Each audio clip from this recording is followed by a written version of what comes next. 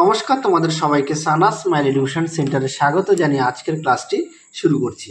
আজকে তোমাদের সঙ্গে আলোচনা করব তোমরা যারা সপ্তম শ্রেণীর তৃতীয় পর্যায়ক্রমিক মূল্যায়ন পরীক্ষা দেবে তোমাদের জন্য রায় ও মার্টিন প্রশ্ন বিচিত্র থেকে আজকে সমাধান করে দেখাবো ইতিহাস বিষয়ে মডেল নাম্বার 6 অর্থাৎ ইতিহাস বিষয়ে 6 নম্বর স্কুলের যে সমস্ত ছোট ও বড় প্রশ্নগুলি আছে সমস্ত প্রশ্নের উত্তর সমাধান করে দেখাবো। তোমাদের আগের ভিডিওতে আমরা সপ্তম শ্রেণীর ভূগোল, বাংলা, পরিবেশ সমাধান করে দেখানো আছে। তোমরা যারা এখনো দেখোনি আমাদের প্লেলিস্টে গেলে পেয়ে যাবে। আর ভূগোল ও পরিবেশের যে বাকিগুলো সেটগুলো আছে সেগুলো খুব শীঘ্রই তোমরা 2-1 দিনের মধ্যেই পেয়ে যাবে। দেখতে থাকো আমাদের চ্যানেলটি। চলো দেরি না করে মূল বিষয়ে যাওয়া যাক। চলো দেখো প্রথমে কি আছে, এক দাগে সঠিক উত্তরটি নির্বাচন করে লেখো। এক দাগে প্রশ্ন আছে চোল রাজ্যে কয়েকটি গ্রামকে নিয়ে গঠিত হয়, সঠিক উত্তর হবে নাড়ু। পরেরটা দেখো 2 দাগের যাবত মানে সঠিক উত্তর হবে নির্ধারণ, অপশান বি। 3 দাগ দেখো মেঘ মল্লার রাগটি সৃষ্টি করেন, এটা উত্তর হবে তানসেন, অপশান এ। পরবর্তী দেখো 4 দাগ চৈতন্য চরিতামৃত গ্রন্থটি রচিতা হলেন কৃষ্ণদেব কবিরাজ, অপশান সি। পরবর্তী দেখো 5 দাগ আরবি ভাষায় ইলম মানে সঠিক উত্তর হবে জ্ঞান। 6 দাগ দেখো প্রজাতন্ত্র দিবস পালন করা হয়, সঠিক উত্তর হবে 26শে জানুয়ারি। পরবর্তী দেখো 7 দাগ রামায়ণের বাংলা অনুবাদ করেন কীর্তিভাস ওঝা, অপশান সি। 8 দাগ দেখো শের শাহের সমাধিসৌধ অবস্থিত, সঠিক উত্তর হবে সাসারামে, অপশান সি। 9 দাগ দেখো শ্বেতপাথরের রত্ন বসিয়ে কারুকার্য করাকে বলা হয় পিয়েত্রা দুরা। খুব গুরুত্বপূর্ণ এই প্রশ্নটি, পরীক্ষায় খুব আসা যে পিয়েত্রা দুরা কি, তোমরা অবশ্যই ভালো করে পড়বে। আমার স্নেহের সমস্ত সপ্তম শ্রেণীর ছাত্র এবং ছাত্রী, আমার ভাই ও বোনেদের উদ্দেশ্যে বলছি, তোমরা কে কোথায় কোন জেলা থেকে দেখছো অবশ্যই আমাকে একটু কমেন্ট করে জানিও, আমি খুব খুশি হব। অবশ্যই জানিও কে কোন জেলা থেকে দেখছো। 10 দাগটা দেখো ভারতের শাসন ব্যবস্থা হলো, সঠিক উত্তর হবে গণতান্ত্রিক, অপশান ডি। আচ্ছা, পরবর্তী প্রশ্ন দেখো বেমানান শব্দটি খুঁজে বের করে নিয়ে লেখো। 1 দাগ দেখো কি আছে, আচ্ছা এর মধ্যে সঠিক উত্তর হবে অশ্বঘোষ। 2 দাগ দেখো এটা উত্তর হবে ভারতবর্ষ। 3 দাগ দেখো উত্তর হবে বিজয় সেন। 4 দাগ দেখো উত্তরটা হবে ইবন বতুতা। পরবর্তী দেখো কি আছে, কয়স্তম্ভের সঙ্গে ক্ষয়স্তম্ভ মেলা। প্রথমটা আছে কি রায়গড়, রায়গড়টা হবে ডি শিবাজি। 2 নম্বর আছে আম্বেদকর হবে সি ভারতীয় সংবিধান। 3 দিন-ই ইলাহি, এটা হবে বি আকবর। 4 হবে পেশোয়াটা হবে ই প্রথম বাজিরাও। 5 হচ্ছে ঝোড়খা, এটা হবে এ জানালা। পরবর্তী দেখো 4 দাগের প্রশ্নগুলো আমরা দেখবো এক এক করে কি আছে। প্রথম প্রশ্ন আছে 1 দাগের ভারতবর্ষে চিস্তি সম্প্রদায়ের প্রতিষ্ঠাতা কে ছিলেন, উত্তরটা হবে মঈনুদ্দিন চিস্তি।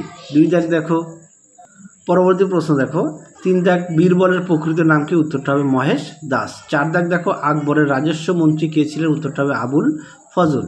5 দাগ দেখো শিখদের দশম গুরু কে ছিলেন, উত্তরটা হবে গুরু গোবিন্দ সিং। পরবর্তী প্রশ্ন দেখো 6 দাগের বিবিকা মকবরা কোন মুঘল সম্রাটের আমলে তৈরি হয়, উত্তরটা হবে সম্রাট ঔরঙ্গজেবের। 7 দাগ দেখো সড়ক-ই-আজম কে নির্মাণ করেন, উত্তরটা হবে শের শাহ। 8 দাগ দেখো সংবিধান অনুযায়ী কত বছর অন্তর নির্বাচন হয়, উত্তরটা হবে 5 বছর। 9 দাগ দেখো শিরিন কলম নামে কে পরিচিত ছিলেন, উত্তরটা হবে আব্দুস সামাদ। পরবর্তী দেখো 10 দাগ ভারতের সবচেয়ে বড় গম্বুজ কোনটি, উত্তরটা হবে গোল গুম্বদের গম্বুজ। হ্যাঁ, গোল গুম্বদের গম্বুজ, এটা কোথায়, বিজাপুর। আচ্ছা, আগের তোমাদের 5 নম্বর মডেলে একটা প্রশ্ন আমি তোমাদের ছেড়ে দিয়েছিলাম, এটা হচ্ছে শিরিন। হ্যাঁ, 5 দাগে দেখো শিরিন করম কথাটির অর্থ কি, উত্তরটা হবে মিষ্টি করম। এই ছদ্মনাম কে নিয়েছিলেন, উত্তরটা হবে আব্দুস সামাদ। আমি বলে দিলাম, দেখে নাও। এটা হচ্ছে 5 নম্বর মডেলের। আচ্ছা চলো এবার 5 দাগের প্রশ্নের উত্তরগুলো আমরা সমাধান করব। দেখে নাও। 1 পানিপথের প্রথম যুদ্ধ কবে কাদের মধ্যে হয়েছিল, খুব গুরুত্বপূর্ণ প্রশ্ন, অবশ্যই ভালো করে পড়বে তোমরা।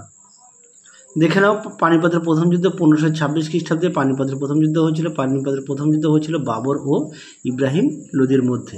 দেখে নাও। পরবর্তী প্রশ্ন দেখো 2 দাগ পুরন্দরের সন্ধি কাদের মধ্যে হয়েছিল, উত্তরটা দেখো।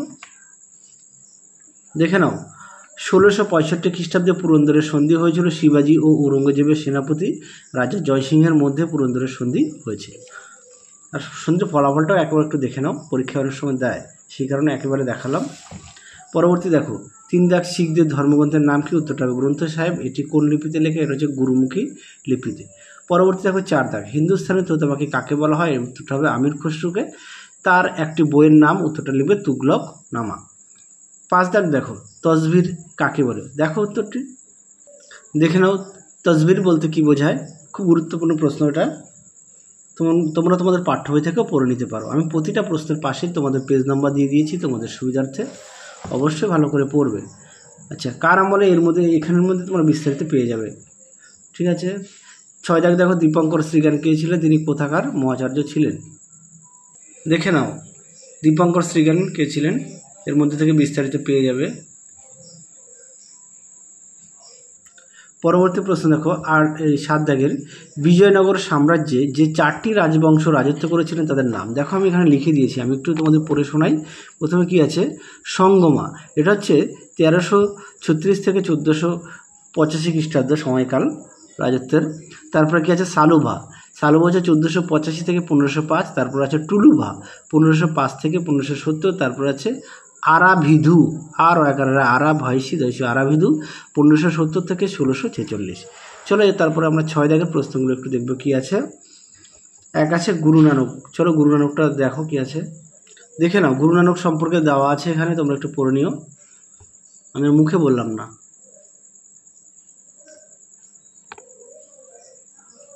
পরবর্তী প্রশ্ন দেখো কি আছে, সিজদা ও পাইবস, এই প্রশ্নটা গুরুত্বপূর্ণ, এই প্রশ্নটা তোমরা অবশ্যই পড়বে। সিজদা ও পাইবস, দেখে নাও সিজদা ও পাইবস বলতে কি বোঝো, সুন্দর করে দেওয়া আছে, তোমরা অবশ্যই ভালো করে পড়বে। তোমরা তোমাদের পাঠ্য বই থেকেও পড়ে নিতে পারো। আচ্ছা, পরবর্তী দেখো নালন্দা বৌদ্ধ বিহার, হ্যাঁ এটা তোমাদের পাঠ্য বইতেও আছে, এছাড়াও তোমাদের দেখো পেজ নাম্বার দেওয়া আছে, একটু দেখে নাও। পরটা দেখো গ্রাম পঞ্চায়েত, দেখো উত্তরটি দেখে নাও, গ্রাম পঞ্চায়েত সম্পর্কে লিখবে। চলো পরবর্তী প্রশ্ন দেখো কি আছে, মনসবদারি প্রথা, দেখে নাও প্রশ্নের উত্তরটি।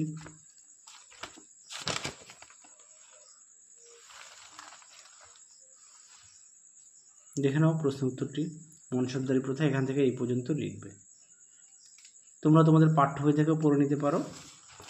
আচ্ছা, পরবর্তী দেখো 7 দাগের প্রশ্ন কি আছে, একের, শ্রী চৈতন্য ভক্তি আন্দোলনের প্রচারে মূল কাঠামোটি ব্যাখ্যা করো।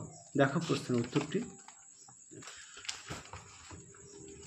প্রতিটা প্রশ্নের পাশে পেজ নাম্বার দেওয়া আছে তোমাদের সুবিধার্থে, দেখে নাও প্রশ্নের উত্তরটি। তোমরা তোমাদের পাঠ্য বই থেকেও পড়ে নিতে পারো। আমার স্নেহের সমস্ত ছোট ছোট ভাই ও বোনেদের বলছি, তোমরা অবশ্যই পাঠ্য বইটিও খুঁটিয়ে পড়বে। তারপরে দেখো 2 দাগের প্রশ্নটা দেখে নাও, আমি উত্তরটা দেখিয়ে দিচ্ছি। প্রশ্নটা একটু দেখে নাও, প্রশ্নের উত্তরটি সুন্দর করে সেট করে দেওয়া আছে, তোমরা অবশ্যই পড়বে, আমি আর মুখে বললাম না, তাহলে ভিডিওটা বড় হয়ে যাবে। পরবর্তী দেখো 3 দাগের প্রশ্ন, 3 দাগের দেখে নাও, মধ্যযুগে ভারতের সাধারণ মানুষের জীবনযাত্রা কেমন ছিল। দেখো প্রশ্নের উত্তরটি সুন্দর করে দেওয়া আছে, তোমরা অবশ্যই পয়েন্ট দিয়ে লিখবে।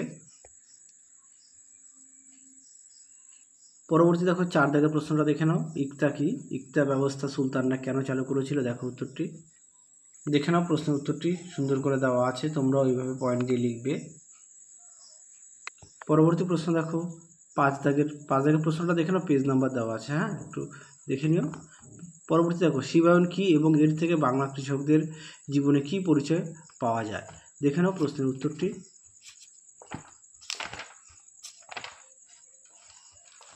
দেখে নাও, এখান থেকে লিখবে শিবায়ন কি, দেখে নাও। পরবর্তী শেষ প্রশ্ন হচ্ছে নাথ সাহিত্য বলতে কি বোঝো। দেখো প্রশ্নের উত্তরটি, তোমরা তোমাদের পাঠ্য বই থেকেও পড়ে নিতে পারো। তাহলে তোমাদের 6 নম্বর মডেল স্কুলের যে সমস্ত ছোট ও বড় প্রশ্নগুলি ছিল সমস্ত প্রশ্নের উত্তরের সমাধান করে দেখিয়ে দিয়েছি। তাহলে আজকের মতো এখানেই সমাপ্ত করলাম, আবার দেখা হবে খুব শীঘ্রই তোমাদের পরবর্তী ভিডিওতে। তোমরা সবাই সুস্থ থেকো, ভালো থেকো, আজকের মতো টাটা।